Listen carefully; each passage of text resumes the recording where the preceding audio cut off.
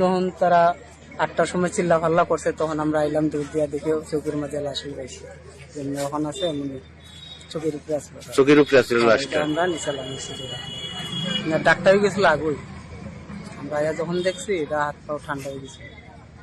তেহারার মধ্যে একটু দুইজনের মধ্যে দায়িত্ব এখন কি বুঝতাম। ডাক্তার কি আগে আসলো? আগে আসলো, মানে আজকে ডাক্তার আসলো? আজকে আমি তো কামে গেছি, কাজ না একদিন না, এই অবস্থা কাজ খবর পাইছি।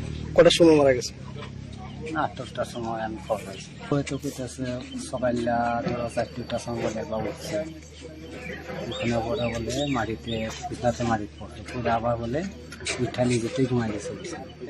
বলে বাইরে এরা নিজেরা মধ্যে দাঁড়িয়ে জানে।